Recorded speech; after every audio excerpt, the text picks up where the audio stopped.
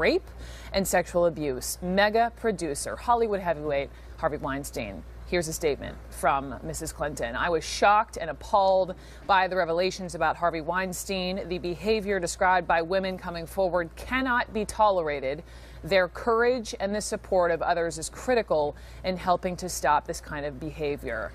Gwyneth Paltrow, Angelina Jolie, the list of accusers continues to grow. Those two major names surfacing in this exclusive report by the New York Times, claiming they, too, were harassed by Weinstein.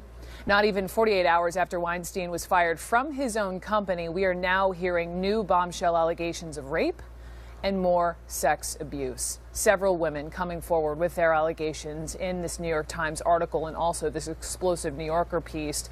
The journalist Ronan Farrow said he has spent 10 months investigating, talking to women, 3 women who claim the movie mogul forcibly performed or received oral sex and also forcing vaginal sex. Here is just an excerpt of one of the chilling new tales of depravity. We'll play it for you in just a moment, but first let me begin with our senior media correspondent, Brian Stelter, on, let's start with this New Yorker article and the fact that Ronan had been digging on this for 10 or so months. All the while, the New York Times piece drops on Friday. I mean, reading through all 20 pages, it's a tough read, but it's a necessary read. It's describing this pervasive culture of harassment and much worse than harassment right inside the corridors of power in Hollywood. As you read it, what you hear is a pattern. What you see is a pattern of behavior going back decades by Harvey Weinstein. He has denied a couple of the claims in the article, the rape claims in the article. But let's remember last week he admitted to improper behavior, said he was seeking help, and asked for forgiveness. That was when the New York Times investigation came out last week. So Ronan Farrow was working on this at the same time the New York Times was, and his story published a few hours ago. He describes 3 allegations of rape by 3 women, 2 of whom are named in the story. I spoke with one of those women, Asia Argento, a little while ago. She confirmed the account. She said, this is our truth, and it needs to be shared with the world. So this article coming out, and now in the New York Times, 2 more women, 2 A-list Hollywood actresses saying they too were victims of Weinstein. So let's pause, because as you get through this New Yorker piece and all these different women are telling their stories to Ronan Farrow, you can actually listen to the audio, and we'll talk on the other side. But this was all part of police were involved after this young woman detailed his attempts to sexually harass her. She calls her, and grope her, and so she calls up essentially the victim's the crime unit, wears a wire. This is the conversation. The man's voice is that of Harvey Weinstein. I'm telling you right now. What do we have to do here? Nothing. I'm going to take a shower. You sit there and have a drink. Water. I don't drink. Can I stay on the bar? No, you must come here now. No. Please. No, I don't want to. I'm not doing anything with you. I'm very embarrassing me. I'm sorry. I cannot. No, yesterday was a kind of aggressive for me. I need to know a person to be touched. I won't do a thing. I don't. Please, I swear I won't. Just sit with me. Don't embarrass me in the hotel. I'm here all the time. Sit with me, I promise. Don't want to. Please sit there. Please. 1 minute. No, I ask can't. you. Go to the bathroom. Please, I don't want to do something I don't want to. Go to the bathroom. Come here. Listen to me. I want to go downstairs. I'm not going to do anything. You'll never see me again after this. Okay? That's it. If you embarrass me in this hotel, I'm not embarrassing you. It's just that I don't feel comfortable. Honey, don't have a fight with me in the hall. It's not nice. Please, I'm not going to do anything. I swear, my children. Please come in. On everything. I'm a famous guy. I'm feeling very uncomfortable right now. Please come in now. And 1 minute. And if you want to leave, when the guy comes with my jacket, yesterday you touched my breast. Oh, please, I'm sorry. Just come on. I'm used to that. But come on. Are you used to that? Yes, come in. No, but I'm not used to that. I won't do it again. Come on. Sit here. Sit here for a minute, please. No, I don't want to. If you do this now, you will embarrass me. But no. Like, you'll call me again. Okay? I'm sorry. I promise you I won't do anything. I know, but yesterday was too much. The guy is coming. I will never do another thing to you. 5 minutes. Don't ruin your friendship with me for 5 minutes. I know, but it's kind of like, it's too much for me. I can't. Please, you're making a big scene here. No, please. But I want to leave. Okay, goodbye. Thank you. And to hear it in his own words, and when you read this New Yorker piece, it's like these same sort of themes of finding a younger, a younger woman who wants to shine.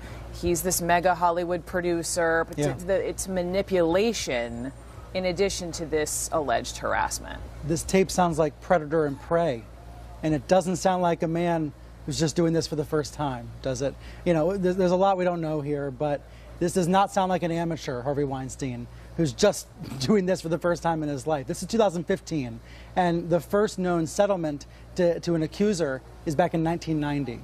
So we're talking about a pattern over the course of decades. And he has admitted to some of this wrongdoing and apologized for it while denying other claims.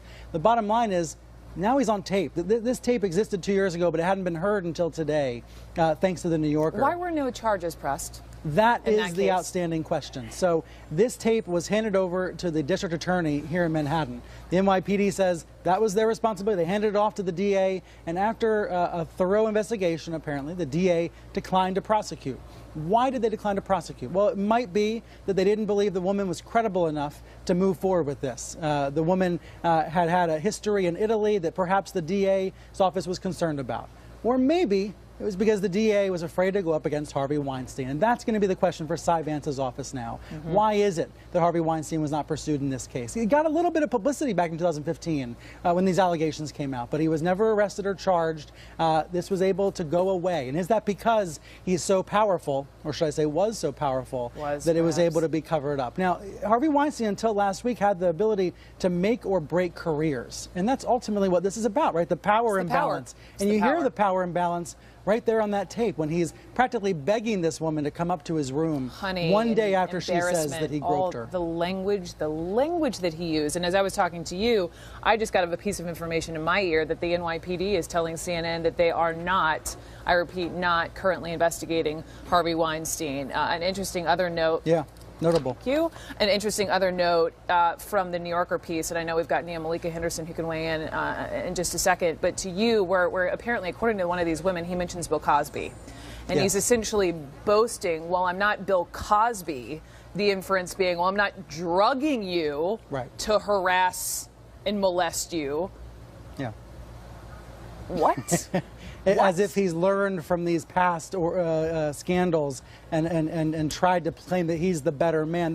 The hypocrisy is suffocating in this story. And when you read Gwyneth Paltrow and Angelina Jolie in the past few minutes coming forward saying they too were the victims of unwanted advances from Harvey Weinstein, I've tried to call his office, tried to call his publicist, seeing if they have any reaction to these new claims. But you see Angelina Jolie here saying she tried to warn her friends in the industry about his behavior. We see Gwyneth Paltrow saying she was petrified by his behavior. That was in the mid-1990s. That was 20 years ago. And only now in 2017 does the world know. All right, so many tentacles of this story. One, of course, being the political, right? And it's been well, this is a man who has given oodles of money to Democrats over the year, and especially to really dynasties, or major political families, the Clintons and the Obamas. And so, Nia Malika Henderson, let me just bring you in, because again, we have now finally gotten this statement from Hillary Clinton, because up until now, really since the story broke in the Times on Friday, the silence has been deafening. It has been, and 5 days after this story broke in the Times and Harvey Weinstein responded to it, she is finally coming out and saying that she's appalled by this and shocked as well, essentially saying, I think, that she didn't know about it. And there's no reason to believe that Hillary Clinton or Barack Obama, who aren't, every day in sort of Hollywood circles, certainly during their political careers, necessarily knew about it, but they certainly benefited from Harvey Weinstein's generosity. I think Hillary Clinton's campaign, something like $1.4 million. He was a bundler for the campaign, meaning he's getting money from from other sources to give to these campaigns. And so you wonder, you have had some Democrats give money back and donate it to women's organizations, and you wonder if that's the next step for Hillary Clinton. In her very short statement so far, there's no indication that they're necessarily giving any of this money back or giving it to women's organizations. We'll see, and you imagine that there will be be increasing pressure on the Clintons, on other Democrats, perhaps as well as on Barack Obama, for Barack Obama maybe to make a statement. Harvey Weinstein, I believe at some point Michelle Obama has said laudatory things about him as well. Again, no indication that any of these people had any reason to know what his past was and some of these allegations that have been lodged against him. But it's also true that Democrats, and particularly in 2016, if you look at the campaign that they waged against Donald Trump, all about women, all about criticizing, and very rightfully so, criticizing Donald Trump for that Access Hollywood tape and some of the allegations made against him that came from some women. So I think you're going to see stepped up pressure. We'll see if there's any more out of Hillary Clinton in terms of giving donations back, or from Obama. And if what happens with Hollywood as well, right? I mean, it's notable that the women who are coming out now are established, right? They in some ways don't have anything to fear at this point from Harvey Weinstein. And you wonder, if you look at Hollywood, are there others? Is this still going up? How many others? Young women, 20, are in trying to get their foothold in Hollywood and in other careers too. I mean, let's not pretend that this is just Hollywood, right? This is a systemic problem that women face in the workplace. And we've had a series of high-profile men on the other end of this, and you can imagine it's only the tip of the iceberg. At least some high-profile men. We should also give George Clooney, Ben Affleck, and others the credit for standing up. But it's just extraordinary on paper. I mean, this is a man who propped up and supported women who went on to win Oscars. This is a man who gave thousands of dollars to a woman he was hoping to be the president. This is a man who was at the Women's March, and a man who produced The Hunting Ground, which brought into the forefront the problem of sexual harassment on campus. But the reality appears to be much different. Nia, thank you for that. Brian Stelter will talk again.